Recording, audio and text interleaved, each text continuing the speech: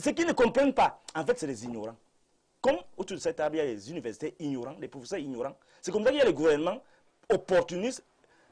Je peux dire comment. Ils n'ont pas le sens de l'État. La grandeur qui sied à un homme d'État, ils ne l'ont pas. Donc, c'est pourquoi ils ne méritent pas de diriger ce pouvoir tant qu'ils ne sont pas allés au cours du soir de la gouvernance. Si vous êtes un individu petit, Fang Beti et Kang Beti, on a tendance à vous dire que si le président Paul Biya n'est plus président du Cameroun, les Beti vont en pâtir. Je tiens à dire que c'est un gros mensonge. C'est de la manipulation pure et simple. Et donc, on dit à certains Beti qu'ils perdraient tous les privilèges si le président Paul Biya n'était plus président de la République. Mais là, je m'adresse d'abord à mes frères Beti, parce que moi, je suis Beti par alliance. Ma maman est une épouse, elle épouse d'un Étone. Mes autres frères sont des Étones, mais je suis même Beti plusieurs fois. J'ai des enfants avec des femmes Beti, et ainsi de suite. À mes frères Beti, j'aurais pu m'adresser à vous en Néondo, mais je vais le faire en français. Paul Biya a 92 ans, bientôt en février 93. De vous à moi, Paul Biya viendra à disparaître un jour. Et quand il va disparaître par la force des choses, est-ce que les Beti vont disparaître? Ou alors, mes frères Beti, nous imaginons que quand Paul Biya ne sera pas là, il faudra forcément qu'on mette un Beti pour que les Beti n'aient pas de problème. Est-ce qu'on peut dire que Paul Biya a régné pour les Beti? Non. Ça aussi, c'est un faux présupposé. Paul Biya a eu son règne de 43 ans jusqu'à présent. Il y a eu de l'heure, il y a eu du malheur. Il y a eu des choses bien faites, il y a eu des choses très mal faites.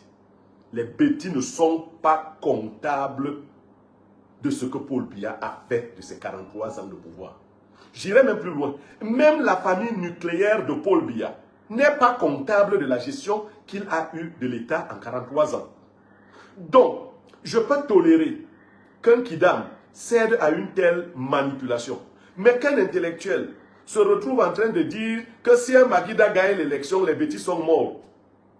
Mais il faut avoir perdu le sens pour réfléchir ainsi.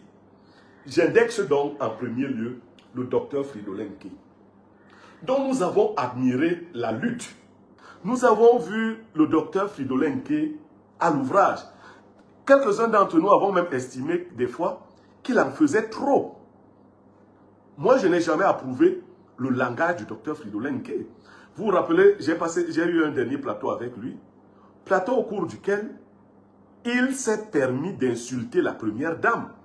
Il a dit que le Cameroun était géré par 2 paires de seins, ça veut dire 2 femmes, indexant ainsi la première dame et l'épouse du DG de la SNH.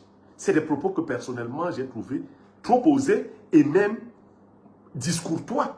Moi je ne parle pas de cette façon-là. Mais ce monsieur qui allait jusqu'à ce point-là, finit par vous dire, et ce jour, il faut encore préciser, j'ai acheté auprès de ce monsieur 2 jets d'ouvrages. Mais je ne vais pas vous rappeler ici les titres des ouvrages. Encore le contenu. L'un des ouvrages a pour titre Paul Biya, l'ange du chaos. Et que, quelque temps avant l'élection ou après le vote, le docteur Fridolin Nkei nous dit « Je déteste le régime de Paul Biya, mais je préfère Paul Biya à Issa Tiroma. » Si ce n'est pas un repli identitaire, si ce n'est pas un conflit d'appartenance, qu'est-ce que c'est? C'est simplement qu'on a trompé Nkei en lui disant que le Magida là représente un danger pour les petits. Mais c'est comment on peut bâtir une nation en parlant et en réfléchissant ici, mes frères. Mes frères petits, qui peut nous assurer que nous pouvons encore tenir le pouvoir politique au Cameroun pour longtemps en nous basant sur la tribu? Est-ce que c'est la meilleure façon de réfléchir? Si j'avais un conseil à donner aux non-petits, je leur dirais, pour sortir de cette première phase, qu'aucun Camerounais désirant diriger le Cameroun ne doit mettre en idée que devenu président, il va se venger des petits. Si un Camerounais réfléchit ainsi, déjà il n'est pas un homme d'État de la stature dont nous avons besoin pour gérer le Cameroun, mais encore, c'est une fausse piste qui ne peut aboutir qu'au chaos. Les petits ont des qualités comme chaque communauté a des qualités. Si nous devons mettre ici en avant les qualités des Beti, je dirais aux Camerounais que seule l'hospitalité des Beti justifie que personne ne veut détruire ou s'attaquer au clan des Ekang Beti. Je vous assure. Et même du point de vue stratégique, ce n'est pas intelligent. Mais plus encore, une nation qui veut se bâtir ne se bâtit pas sur les rancœurs, sur la chasse aux sorcières, sur les vengeances. Une nation qui veut se bâtit dans la prospective. J'en viens à la personne du professeur Nkoum Vondon. Le professeur Nkoum Vondon, avec lequel nous avons cheminé dans la lutte politique, moi comme acteur de la société civile et des médias, lui comme acteur politique direct et du monde universitaire, j'ai eu l'impression à des moments que j'avais affaire à un Beti qui était un intellectuel débarrassé des œillères. Quand nous échangeons, je ne voyais pas quelqu'un qui défendait la tribu. Je voyais quelqu'un qui défendait le bon sens. Mais je me suis trompé. Je me suis trompé parce que lui aussi s'est laissé prendre au piège d'un gros mensonge. Nous soulignons ce mensonge ici. Biya n'a accordé aucun privilège spécial au clan Ekang Beti. Et les Ekang Beti ne sont en rien responsables du bilan de Paul Biya. Je le dis de manière péremptoire.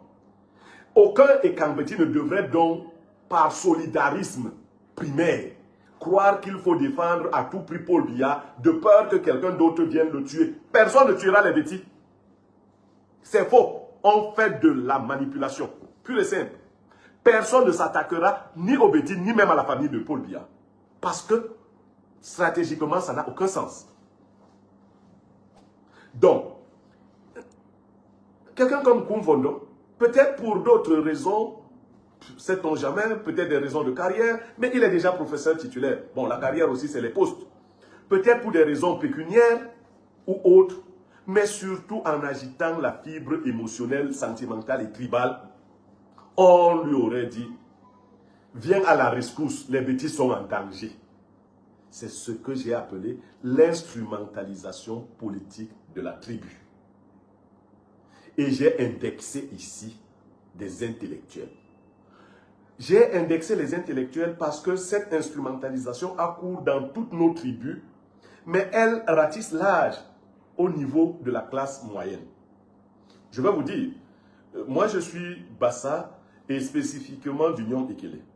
J'ai suivi des gens dire dans l'Union Ekele, votons Cabral ce tour-ci parce que c'est notre frère. Votons-le quand même.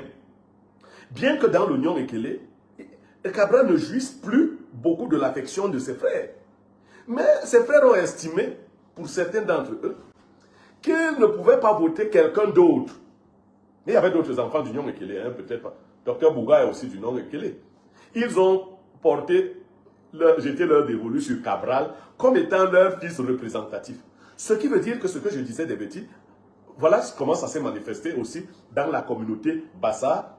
Mais je n'ai pas vu d'intellectuels Bassa d'un certain niveau dire que si on ne vote pas Cabral, les Bassa sont perdus.